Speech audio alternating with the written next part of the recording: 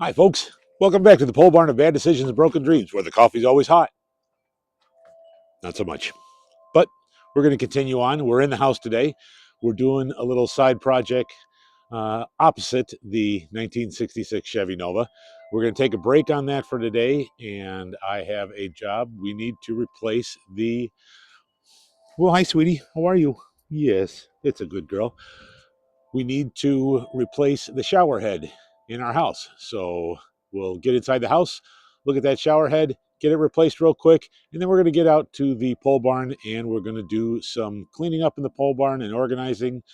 We've got a dog bed out there that we want to put, and so the pups can come out and help out with working on the Nova and the 1932 Chevy Master Deluxe four-door sedan. So sit back, relax, grab yourself a cup of brake fluid, and enjoy the show.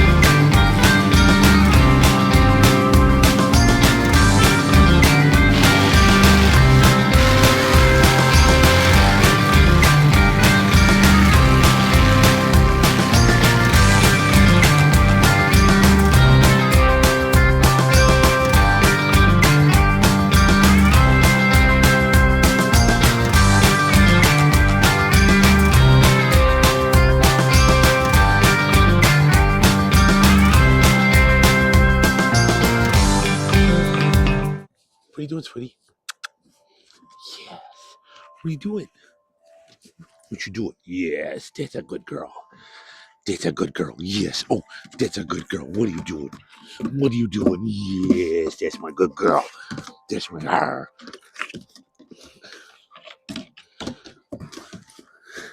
Yes, all right. That's a good girl. Yes. Yes. Oh. And then there's the Cody barrels. Yes, Cody. That's a good boy. Good boy. Yeah, we're setting you up a bed in the pole barn today. So we'll get you out there too. Get you helping out with the Nova. I know this isn't a super exciting video for most of the guys that watch mechanical videos or car restorations, but this is something that there's a lot of young guys out there that haven't done this before and maybe want to look at something like this. So I figured I would video it and show you what I'm going to do. We've got a crescent wrench here that we took and put a little fabric tape on, and that's so we don't mar our fixture that we're going to install. So we'll get you up into the shower and show you what's going on and start removing that. So there's that shower head, been on there for a while. We're going to see. I'm going to climb in here and take this out. Now, like I said, there's a lot of young guys out there that haven't done this. So we're just going to unscrew the,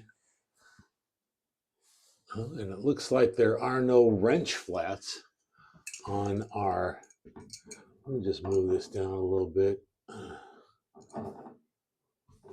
Move that down a little bit. There are no wrench flats on this particular thing. So I think I'm going to have to grab a pair of pliers and take it off that way. Give me just a second. We'll grab some pliers and we'll get that off of there.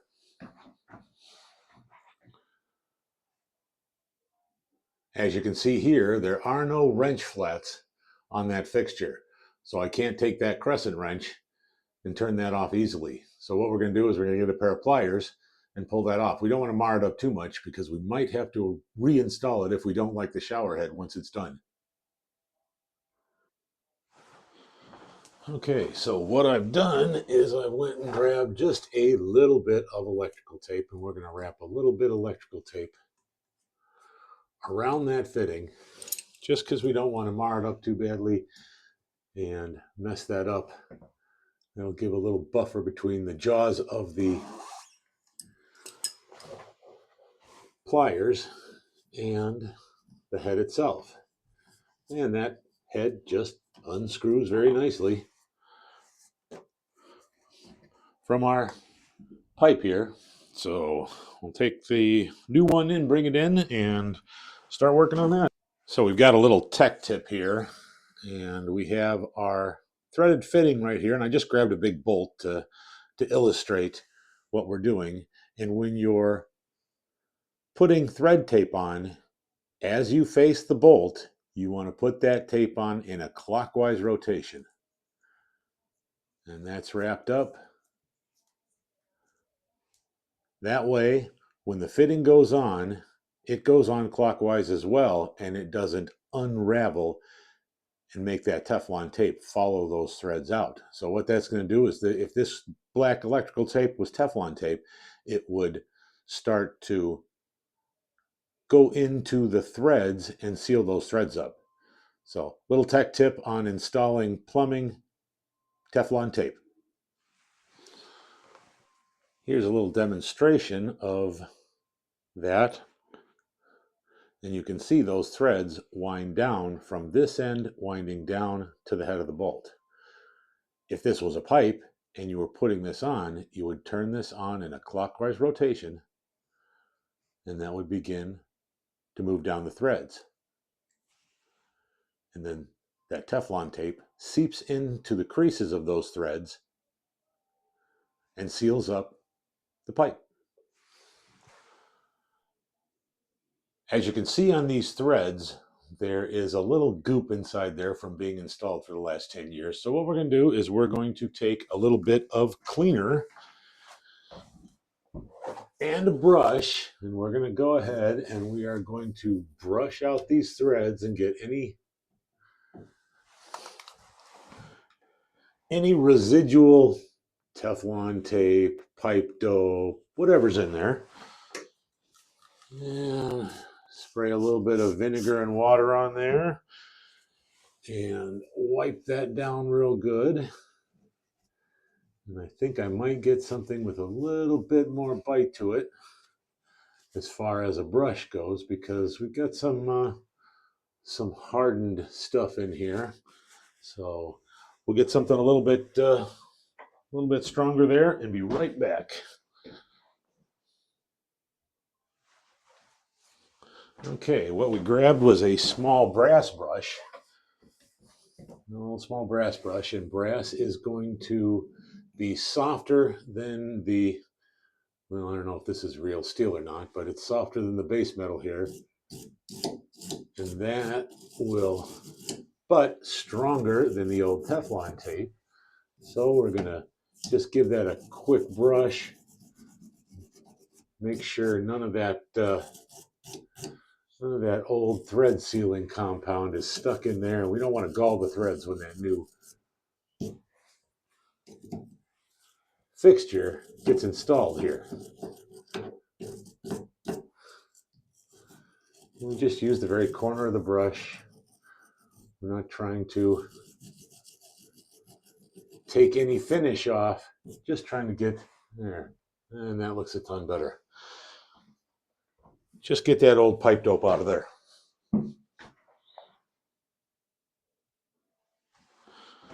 Okay, so now we're going to take our Teflon tape, and the manufacturer suggests that we do 4 revolutions of the Teflon tape in a clockwise rotation, like we talked about, on our threads. And you want to hold it down with one hand and stretch it a little bit and tighten it. So there's 1, there's 2, there's 3, and 4. And then we just, Teflon tape is pretty delicate, so you can just take it and pull it off. It'll snap. Make sure you're not covering the hole in that fitting, because if you cover that hole, then I'm going to take my hand and I'm going to push on this Teflon tape and push that into the threads all the way around. So it's nice and tight. When that goes on, it's going to seal that fixture onto these threads. So a little situation that we've got, our original shower head has some pretty good size holes in it. And our new shower head has, yeah, see, you can barely see those, has some, there we go, some very small holes in it. And I'm concerned that we're going to get too heavy of a spray coming out that shower head. And what we've got that came with it, we've got, I'll leave that down there. That won't hurt anything. So we've got two restrictor heads. And the white one is a 1.8 gallon per minute and a 2.5 gallon per minute. I'm going to stick the fixture onto my pipe there and turn it on and see how the flow comes out of the head of that. If it's too strong and it's going to be like being in a hose spray, then we're going to have to put one of these restrictors in and restrict that water down a little bit. In your local area, there may be regulations on what you have to put in your plumbing system in your shower heads. So quick Google check, you can figure out if you actually are required to put one of those flow restrictors into your system. Okay, here we go. We are going to install the shower head in here and then turn the water on and just see. We're going to get those threads started, making sure that we are not cross-threading anything, because that is going to be the killer, is cross-threading it. And I'm just going to go hand tight here. And it's not as tight as I could actually do it with my hands, but we're going to get that on there. Oh, there we go. So I felt a little bit of resistance there. I'm going to move that up a little bit, tighten that down. Move that down. And we're going to see just what that flow looks like. See what we look like here. And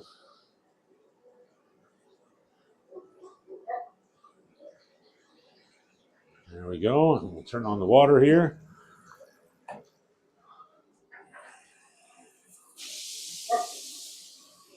And that's really not too bad. It's like we got some of the carbon coming out of the filter that's inside there. This is a filtered shower head. So that's kind of nice. But that's not a bad flow there. We're going to check with Sue and make sure that she likes that, and then we'll go from there. Okay, folks, that concludes the installation of our new shower head in the house that I was tasked with doing today.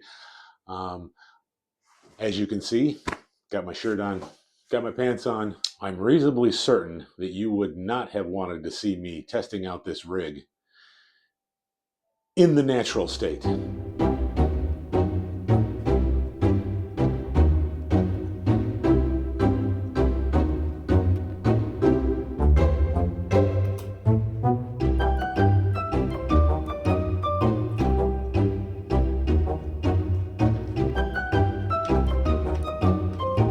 So I want to thank you for stopping in.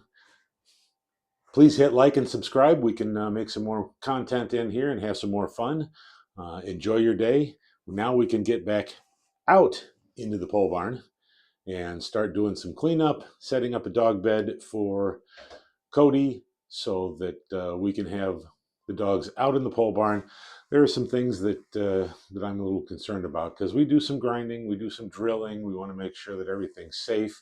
So we're going to get things kind of cleaned up and uncluttered, and get a spot where one of the dogs can come out and be a shop dog without getting slivers or getting into stuff that they're not supposed to.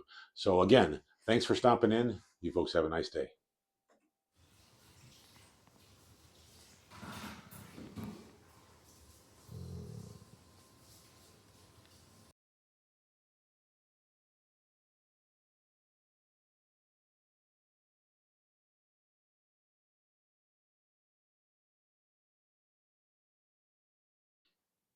Hi, folks, and welcome back to the Pole Barn of Bad Decisions and Broken Dreams, where the coffee's always hot. Nope, not so hot today. But we're going to keep moving on, and we're going to drink our cold coffee and do some work. Now, we're just off the heels of the shower head video that I just finished, and I gave you a little bit of preview on that video, and we're going to be cleaning up the shop, organizing it. I know there's a lot of clutter in the shop here that can detract from a viewer's focus. So we're going to try and get some things moved around, get it looking a little nice in here, so the background when we're videoing, it doesn't look quite so cluttered. We've got this area over here that shows up in a lot of my videos, and you can see that I've got the old wiring harness for the Nova. It's sitting over here, and there's some other things that just kind of accumulated junk that gets set there and hasn't been moved. So we're going to get this all cleaned out, make it look a little bit nicer. We've got our bench over here, and let me get you inside by the bench, and I will show you what I'm talking about in that. So we'll walk over to the bench here, take a look at it. Now, my bench is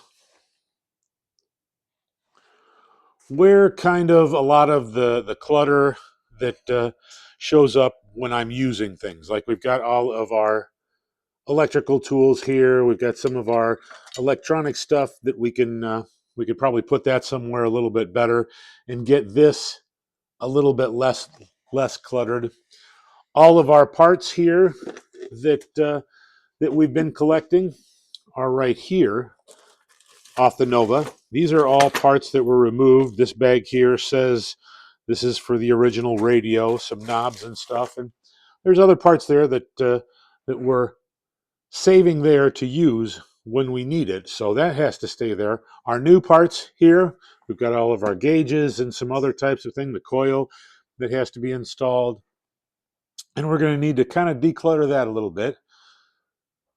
We come over to the bench that shows up on a lot, and I usually try and clean that up and make it look a little bit nicer when we do a video there. Kind of set something out, on the bench so you can see it. And right here is where we have all of our, I'll call them pillboxes, that we have parts in. And those are going to be electrical parts, stuff like that. So, a little, I don't know, preview of what's been going on the Nova itself. We've been working on the Nova on the engine bay and doing some wiring. And we have our 4 relay board here that we've been installing. We've been putting in our Deutsch connections and actually adding some circuit protection here for the outgoing power. A lot of our wiring has been loomed, and we're starting to run those. We have our oil senders here. The far sender is for a gauge, and the near sender is actually for the idiot light in the dashboard. I decided to put it in and wire it up just because I wanted it to be kind of stock. If anything ever happens and that goes off, we know something's going on. But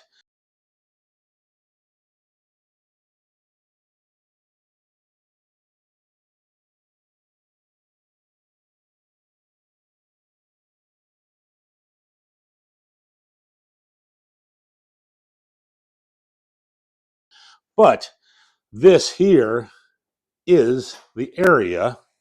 Let's see if I can back up here a little bit. There's the area that is going to be the first place to clean, as well as down underneath our bench. We'll see if we can zoom in on that. We've got a bunch of stuff down in there. That stuff can all get cleaned up and kind of organized. Got an old 1964 Thunderbird hubcap. My father used to have a 64 Thunderbird, and I still have the hubcaps for it. We got that one up there.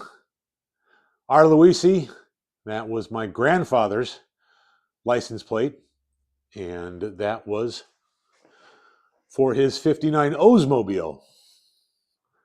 And there we've got the other Thunderbird hubcap.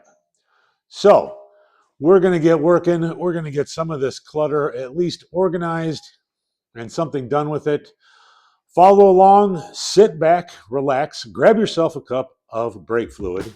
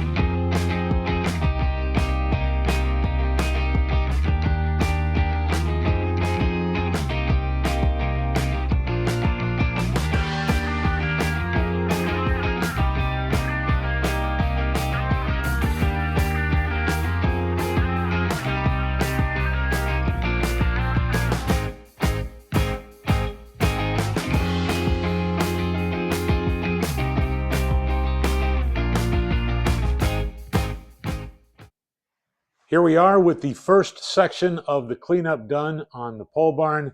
I will give you a side-by-side in just a second here, but we have all of our boxes and tools set up on the shelf and labeled. And we had a bunch of stuff just moved out of the way, so that gives us just a better background, better backdrop for our videos when we're filming or videoing that direction. So the next area to tackle is the workbench, and underneath the workbench, so we can use that area a little bit easier and get that cleaned up. We have completed cleaning up this corner of the shop, making it look real nice. This is the end result.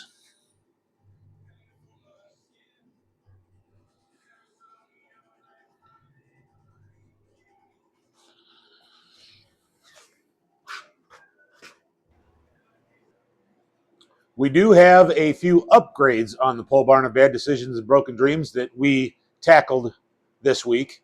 And I got a few minutes out here to do a couple of things. We had a very old 1980s stereo out in the pole barn for music and some ambient noise in the background while we're working. And that has been having problems. One of the speakers died on it.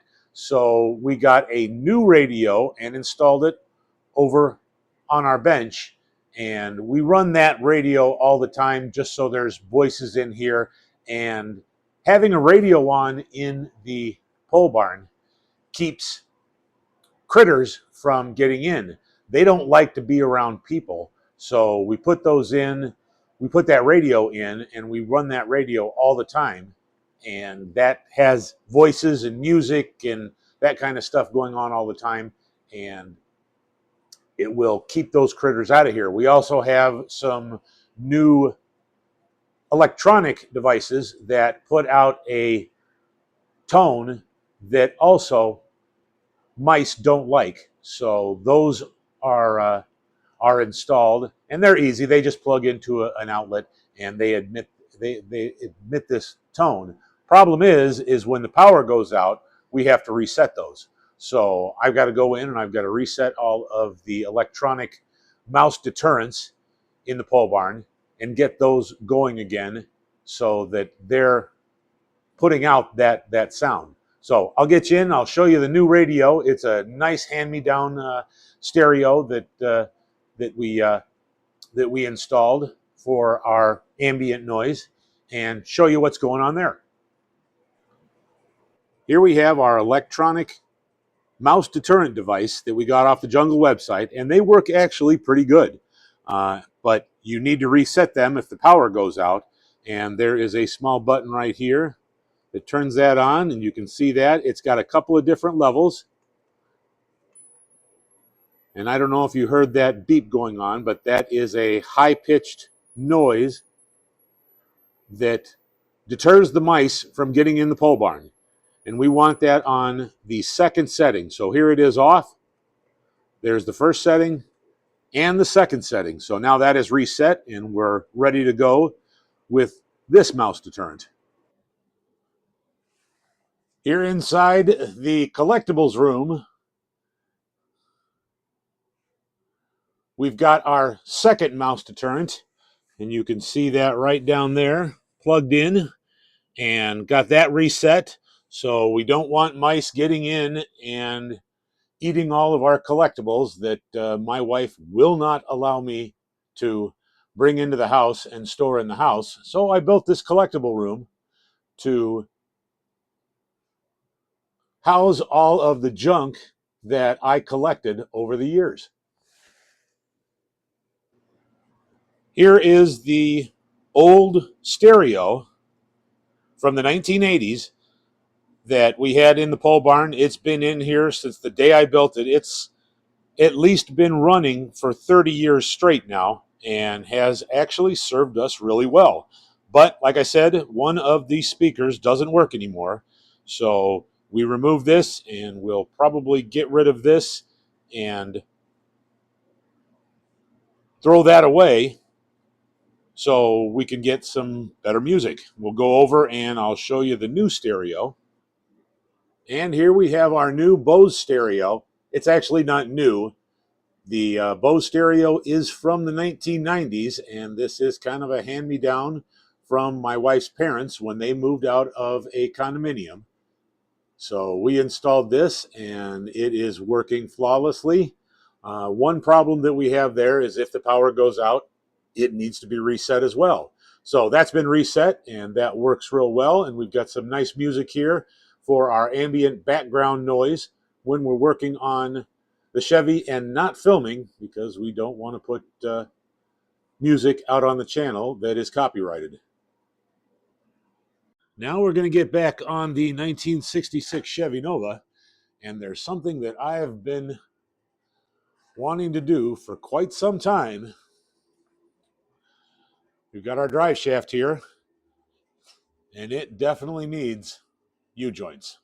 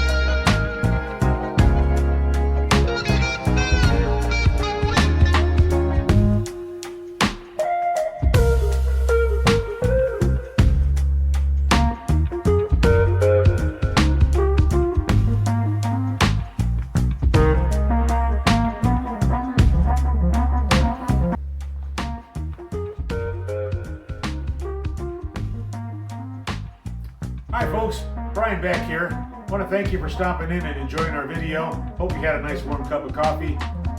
You have a good day.